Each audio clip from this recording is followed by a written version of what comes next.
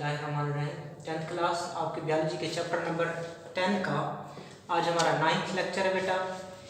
आपका short question cover करते हैं। सबसे पहले कंपैरिजन बिटवीन कंपैरिजन है बेटा, comparison between inhaled air and exhaled air. Comparison between inspired air and expired air. ये मतलब होता है कि जो अंदर हवा जाती है ना उसमें और जो हवा बाहर जाती है उसमें क्या फ़र्क होता है। यानी कि जो हवा आपके अंदर जा रही है उसमें कौन कौन सी गैस है, कितने कितने उसकी मतलब परसेंटेज है, और जो चीज़ें बाहर निकलती हैं वो कितनी होती हैं, उनकी क्या परसेंटेज होती है। तो फ़र्क है अंदर जाने वाली और बाहर जाने वाली हवा में मवाजना, अंदर जाने वाली और बाहर जाने वाली हवा में कंपैरिजन, मवाजना। पहले मैं आपको एयर के बारे में बता दूं बेटा। ये एयर देख लें, ये एयर है। एयर में ऑक्सीजन होती है बेटा। हमारी नॉर्मल एयर की बात करते हैं, जिस एयर ने आपको सराउंड किया हुआ है, जिस एयर में आप क्या लेते हो, सांस लेते हो, उसमें ऑक्सीजन की मिकदार बेटा 21% होती है। याद रखना, नॉर्मल बातें कर रहा हूँ मैं। ऑक्सीजन में ऑक्सीजन कितनी होती है, हवा में ऑक्सीजन 21%। कार्बन डाइऑक्साइड बेटा कितनी होती है, 0.04%।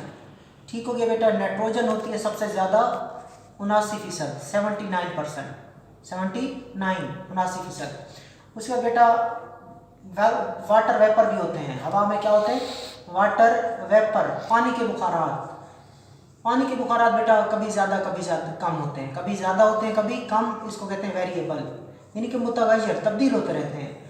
उसके बाद अगर हम देखें डस्ट पार्टिकल को बेटा, मट्टी के ज़रात को, मट्टी के ज़रात आप देखें कभी हवा बिल्कुल साफ़ सुथरी होती है तो कभी मट्टी के ज़रात कम, कभी मट्टी के ज़रात ज़्यादा। सो मट्टी के ज़रात, डस्ट पार्टिकल भी क्या होते हैं बेटा, वेरिएबल होते हैं।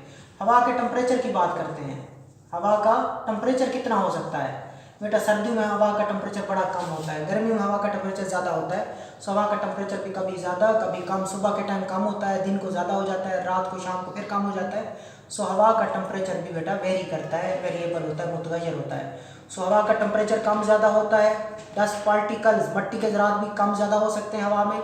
वाटर वेपर वो भी वेरिएबल होते हैं। Nitrogen 79%, carbon dioxide 0.04%, oxygen 21%। बेटा हम इसी ऑक्सीजन में सांस लेते हैं, हम इसी हवा में सांस लेते हैं, हम इसी हवा में सांस लेते हैं। सो जब हमने हवा को अंदर ले जाना है तो यही चीज़ें अंदर ले जाएंगे, याद रखना। Oxygen 21%, carbon dioxide 0.04, nitrogen 79, water vapour variable अंदर ले जाएंगे, डस्ट पार्टिकल भी वेरिएबल अंदर ले जाएंगे, टेम्परेचर भी हवा का क्या होगा तब वेरिएबल होगा। ठीक है ना। जब हम इसी हवा में सांस लेते हैं तो इन्हीं चीज़ों को ही हम इंस्पायर करते हैं, अंदर लेके जाते हैं। सो इंस्पायर्ड एयर आपकी क्लियर हो गई है। देखें इधर भी फीचर है बेटा, इंस्पायर्ड एयर, एक्सपायर्ड एयर। इस तरह आपने 3 कॉलम बनाना है, 1 2 3। फीचर में amount of oxygen, amount of carbon dioxide. ठीक है। इंस्पायर्ड एयर में कितने हैं और एक्सपायर्ड एयर में amount of oxygen. Inspired air यानी कि वो हवा जो अंदर जा रही है उसमें 21% ऑक्सीजन है, और जो हवा बाहर जा रही है उसमें 16% होती है। तो 5% ऑक्सीजन यूज होती है बेटा। अंदर जाने वाली हवा में ऑक्सीजन 21%, बाहर जाने वाली हवा में ऑक्सीजन 16% होती है। अमाउंट ऑफ कार्बन डाइऑक्साइड, कि कार्बन डाइऑक्साइड जो अंदर जा रही है वो 0.04% है, और जो कार्बन डाइऑक्साइड बाहर जाती है वो 4% हो जाती है। यानी कि हमारा जिस्म कार्बन डाइऑक्साइड बनाता है और कार्बन डाइऑक्साइड जब बाहर आती है तो वो ज़्यादा हो जाती है। अमाउंट ऑफ नाइट्रोजन 79% जाती है और 79% वापस जाती है। इंस्पायर्ड एयर में भी 79, एक्सपायर्ड एयर में भी 79।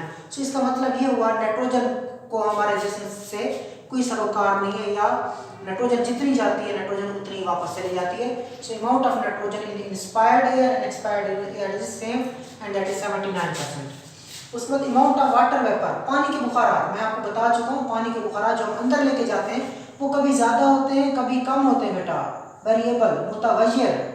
और जब हम सांस निकालते हैं, बाहर निकालते हैं, तो वाटर वेपर क्या हो जाते हैं, काफ़ी ज़्यादा हो जाते हैं, उनको बोलते हैं सैचुरेटेड। इसी तरह अमाउंट ऑफ डस्ट पार्टिकल, मट्टी के ज़रात कितने होते हैं जो हम अंदर लेके जाते हैं बेटा, आपको बता चुका हूँ। कभी हवा बिल्कुल साफ़ सुथरी होती है और कभी हवा उसमें धूल, गर्द, मट्टी ज़्यादा होती है, आंधी जब आती है। सो गर्द के ज़रात भी ज़्यादा या कम हो सकते हैं, वेरिएबल होते हैं जब हम उसको अंदर लेके जाते हैं। जब हम हवा को अपने जिस्म से बेटा नाक से बाहर निकालते हैं तो तब तो कोई मट्टी का ज़रा नहीं निकलता ना, ऑलमोस्ट नन। सो बाहर जाने वाली हवा में मट्टी का ज़रा तकरीबन कोई नहीं होता। टेम्परेचर की बात करते हैं, हवा का टेम्परेचर देखिए, सर्दियों की हवा होगी, बड़ी ठंडी हवा होगी और पता चल जाएगा कि ठंडी हवा नाक के अंदर गई है, और गर्मियों में गर्म हवा अंदर जाती है। सो हवा का टेम्परेचर बेटा कभी ज़्यादा होता है कभी कम, जिसको बोलते हैं वेरिएबल। सो अंदर जाने वाली हवा का टेम्परेचर मुतगय्यर होता है, और जब हम हवा बाहर निकालते हैं तो उसका टेम्परेचर कितना होगा, जितना टेम्परेचर आपका है बेटा। आपका टेम्परेचर 37 है, तो जो हवा आप अपने जिस्म से निकालोगे नाक के ज़रिए उसका temperature equal to the body temperature, उसका टेम्परेचर हमारे जिस्म के मुताबिक होगा। So it is very important short question that write the comparison between inspired air and expired air. इनका हमने क्या लिखना होता है, फ़र्क लिखना होता है बेटा। आगे हम नेक्स्ट टॉपिक की तरफ चलते हैं, जो मेन टॉपिक है आपका रेस्पिरेटरी डिसऑर्डर, रेस्पिरेटरी बीमारियाँ बेटा। रेस्पिरेटरी डिसऑर्डर, रेस्पिरेटरी बीमारियाँ, there are number of disorder. मैं थोड़ा बहुत बता देता हूँ। पाकिस्तान में दुनिया में बहुत सारे रेस्पिरेटरी बीमारियाँ हैं। आपने गैसों के तबादले के लिए इंसान के अंदर जो सिस्टम पढ़ा वो रेस्पिरेटरी सिस्टम था। अब हम रेस्पिरेटरी सिस्टम की बीमारियों की तरफ आ गए, रेस्पिरेटरी सिस्टम के अमराज की तरफ आ गए। There are number of respiratory disorder in the world. दुनिया में बहुत सारे रेस्पिरेटरी डिसऑर्डर है बेटा, लेकिन पाकिस्तान में जो रेस्पिरेटरी डिसऑर्डर है वो थोड़े ज़्यादा होते हैं। पाकिस्तान में रेस्पिरेटरी डिसऑर्डर क्यों ज़्यादा है, क्योंकि पाकिस्तान में हवा की आलूदगी ज़्यादा है। इसके अलावा पाकिस्तान के ना सिर्फ शहरी इलाकों में बल्कि देहाती इलाकों में भी बेटा आलूदगी ज़्यादा होती है, लिहाजा ये रेस्पिरेटरी अमराज हमें मिलते हैं। सो आज हम सबसे पहला जो रेस्पिरेटरी डिसऑर्डर पढ़ेंगे वो है बेटा ब्रोंकाइटिस। सबसे पहला जो हम रेस्पिरेटरी डिसऑर्डर पढ़ेंगे वो है ब्रोंकाइटिस। सबसे पहले हम ब्रोंकाइटिस की तारीफ कर लेते हैं बेटा।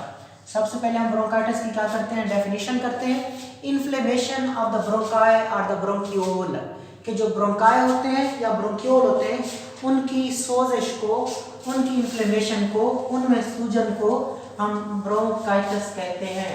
सो सबसे पहले आपने तारीफ देखी बेटा, मैं आपको दिखा देता हूँ डायग्राम से भी। ये बेटा ब्रोंकाई होते हैं, उसके बाद इनसे आगे जो नालियाँ निकलती हैं, पतली नालियाँ, वो ब्रोंकियोल होते हैं। ठीक हो गया।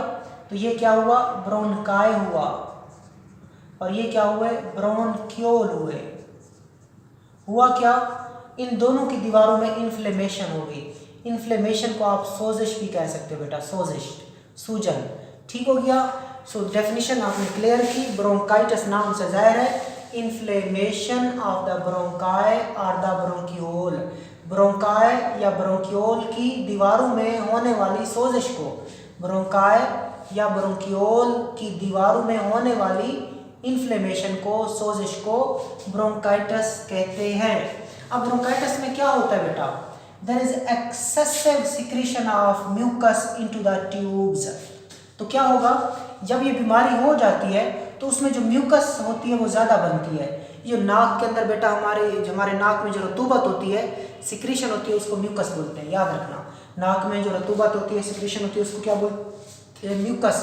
इस बीमारी में एक्सेसिव सिक्रीशन ऑफ म्यूकस होती है, यानी कि म्यूकस ज़्यादा बनती है। इस बीमारी में म्यूकस की मिकदार ज़्यादा बनती है, जिसके नतीजे में क्या होगा, जो ट्यूब की दीवारें हैं वो सूज जाएंगी, उनमें सोजिश हो जाएगी। ठीक है बेटा।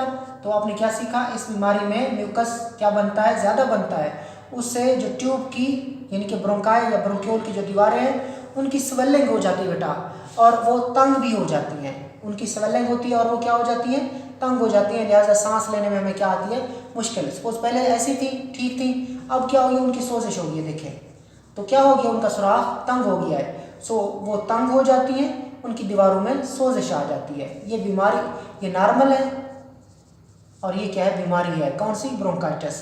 अब हम देखते हैं काजेज, देखते हैं बेटा, किसकी काजेज देखते हैं, ब्रोंकाइटिस की काजेज देखते हैं। वायरस बेटा, पहली वजह क्या है, वायरस। दूसरी वजह बैक्टीरिया बेटा, दूसरी वजह बैक्टीरिया। और तीसरी वजह exposure to chemical irritants, exposure to chemical irritant. और ये कहाँ होते हैं, ये टोबैको स्मोक में होते हैं। कहाँ होते हैं, इन द टोबैको स्मोक। ठीक हो गया बेटा। तंबाकू के धुएं में क्या होते हैं, इन्फ्लेमेशन पैदा करने वाले केमिकल होते हैं, उनसे भी ब्रोंकाइटिस हो सकती है। बैक्टीरिया से भी हो सकती है और बेटा वायरस से भी हो सकती है। आगे चलते हैं हम बेटा टाइप्स देखते हैं। हम ब्रोंकाइटिस की क्या देखते हैं, टाइप्स देखते हैं। टाइप्स ऑफ ब्रोंकाइटिस बेटा दो होती हैं।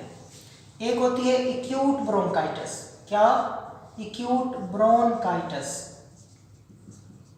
और जो दूसरी होती है बेटा क्रॉनिक ब्रोंकाइटिस होती है। कौन सी, क्रॉनिक ब्रोंकाइटिस। और जो एक्यूट ब्रोंकाइटिस होती है अगर उसकी बात करें, that usually last about 2 weeks and patient recover without permanent damage. तो ये तकरीबन 2 वीक्स तक रहती है, याद रखना।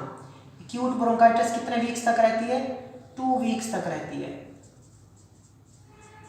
और मरीज क्या हो जाता है, रिकवर हो जाता है विदाउट परमानेंट डैमेज, बगैर मतलब इसमें मुस्तकिल नुकसान नहीं होता, विदाउट परमानेंट डैमेज, मुस्तकिल नुकसान नहीं होता, बस जो नुकसान होता है वो आर्जी होता है और बंदा मरीज 2 वीक्स के अंदर क्या हो जाता है, ठीक हो जाता है। बात करते हैं क्रॉनिक ब्रोंकाइटिस की बेटा। क्रॉनिक ब्रोंकाइटिस जो होती है उसमें क्रॉनिक इन्फ्लेमेशन होती है, उसमें ब्रोंकाई या ब्रोंक्यूल के अंदर कौन सी इन्फ्लेमेशन होती है, क्रॉनिक इन्फ्लेमेशन होती है, नाम से जाहिर है क्रॉनिक इन्फ्लेमेशन होती है। और ये कितने टाइम के लिए रहती है बेटा, इसका जो दौरानिया होता है 3 मंथ्स टू 2 ईयर तक, 3 महीने से लेकर ये 2 साल तक ये बीमारी रहती है। और एक और बात इंफॉर्मेशन है बेटा, वो अभी आप इधर ही सीख लें इसके बारे में, कि majority of the people diagnosed with chronic bronchitis are 45 years of age और ओल्डर। जिन लोगों को क्रॉनिक ब्रोंकाइटिस डायग्नोस हो जाए, जिन लोगों में क्रॉनिक ब्रोंकाइटिस की तशखीस हो जाए, उनकी जो एज होती है बेटा वो अक्सर जो होते हैं वो 45 साल के होते हैं या 45 साल से ज़्यादा के होते हैं, ठीक हो गया। 45 ईयर के होते हैं या उससे भी क्या होते हैं बेटा, वो ज़्यादा होते हैं, उससे भी ज़्यादा ओल्ड होते हैं। अब हम इस बीमारी की अलामात देखते हैं बेटा। इस बीमारी की क्या देखेंगे, सिम्टम्स देखेंगे कि इस बीमारी की अलामात क्या क्या हो सकती हैं, ठीक हो गया। पहली अलामत देखिए बेटा, कफ होगी, इसमें क्या होगी, खांसी होगी, माइल्ड वीजिंग, माइल्ड वीजिंग इसका मतलब होता है हल्की सी खरखराहट, माइल्ड वीजिंग हल्की सी सांस में खरखराहट आएगी। फीवर होगा बेटा यानी कि बुखार होगा, चिल्स सर्दी लगेगी बेटा, and shortness of breath, shortness of breath सांस में तंगी होगी। क्या क्या होगा, कफ होगी बेटा सबसे पहले, और उसके बाद माइल्ड वीजिंग होगी, हल्की खरखराहट होगी, बुखार होगा, चिल्स सर्दी लगेगी, शॉर्टनेस ऑफ ब्रेथ सांस में तंगी होगी। कब, ड्यूरिंग जॉब, हार्ड जॉब, जब इंसान कोई सख्त काम करने लगेगा ना तो क्या हो जाएगी, सांस में तंगी हो जाएगी। सो कवर की आपने डिजीज ब्रोंकाइटिस को इतनी रिवाइज करने थे बेटा। आपने सबसे पहले इसकी डेफिनेशन देखी, डेफिनेशन में आपने क्या कहा, इन्फ्लेमेशन, ब्रोंकाई या ब्रोंक्यूल में होने वाली सोजिश को ब्रोंकाइटिस कहते हैं। इन्फ्लेमेशन ऑफ द ब्रोंकाई और the bronchiole is called bronchitis. उसके बाद ब्रोंकाई या ब्रोंक्यूल में होने वाली सोजिश को ब्रोंकाइटिस कहते हैं। In bronchitis there is excessive secretion of mucus into the tube, leading to the swelling of the tubular wall and the narrowing of the tubular wall। के ब्रोंकाइटिस की बीमारी में ट्यूब्स के अंदर, नाली के अंदर म्यूकस ज़्यादा मिकदार में बनता है, जिससे नाली की दीवारें सोजिश का शिकार हो जाती हैं और वो तंग भी हो जाती हैं। काजेस, अगर वजूहात की बात करें ब्रोंकाइटिस की, वायरस, बैक्टीरिया और उसके बाद सोजिश पैदा करने वाले chemical, exposure to the chemical irritant, सोजिश पैदा करने वाले केमिकल जो कि कहाँ होते हैं, तंबाकू, नोशी के तंबाकू के धुएं में होते हैं। So causes are virus, bacteria, exposure to chemical irritant such as tobacco smoke. उसके बाद ब्रोंकाइटिस की हमने टाइप्स देखी, किसमें देखी बेटा, 2 होती हैं, एक्यूट ब्रोंकाइटिस, क्रॉनिक ब्रोंकाइटिस। मैं आपको थोड़ा सा एक्यूट के बारे में बता दूं बेटा। एक्यूट लफ्ज उसके लिए यूज करते हैं जो जल्दी जल्दी हो जाए, यानी कि बीमारी है वो जल्दी हो जाती है और उसकी शिद्दत बड़ी ज़्यादा होती है और जल्दी ठीक भी हो जाती है, उसके एक्यूट कहते हैं। जबकि क्रॉनिक दायमी, इसको उर्दू में दायमी बोलते हैं, दायमी। तो ये बीमारी जो होती है इनको पैदा होने में टाइम लगता है और फिर ये रहती भी काफ़ी टाइम तक है, सही है। तो ब्रोंकाइटिस 2 किस्म की होती है, एक्यूट ब्रोंकाइटिस और क्रॉनिक ब्रोंकाइटिस। एक्यूट ब्रोंकाइटिस 2 हफ्तों तक रहती है और इसमें मरीज अपने ब्रोंकाई या ब्रोंक्यूल को बगैर मुस्तकिल नुकसान पहुंचाए सेहतयाब हो जाता है। So acute bronchitis remain or last for 2 weeks and the patient is recovered without any permanent damage to the bronchi or to the bronchiole। जबकि क्रॉनिक ब्रोंकाइटिस में क्या होता है, क्रॉनिक ब्रोंकाइटिस में ब्रोंकाई या ब्रोंक्यूल में क्रॉनिक इन्फ्लेमेशन होती है, ठीक है। और क्रॉनिक ब्रोंकाइटिस 3 महीने से लेकर 2 साल तक रहती है, ये एमसीक्यूज है सारे। और जब क्रॉनिक ब्रोंकाइटिस बीमारी की तशखीस होती है तो जो ज़्यादातर जो लोग होते हैं उनकी उम्र जो होती है बेटा वो 45 साल या 45 साल से ज़ायद होते हैं। So in chronic bronchitis there is chronic inflammation of the bronchi और the bronchiole. Chronic bronchitis last for 3 months to 2 years and when the chronic bronchitis is diagnosed the age of the patient is 45 years or maybe older than the 45। और अलामात क्या होती है बेटा, खांसी, हल्की सी खरखराहट, बुखार, सर्दी का लगना और काम करते हुए, सख्त काम करते हुए सांस में तंगी। Symptoms are the cough, mild wheezing, fever, chills, shortness of breath during hard job. तो ये बेटा आपकी आज की बीमारी की ब्रोंकाइटिस और comparison between inspired air and expired air.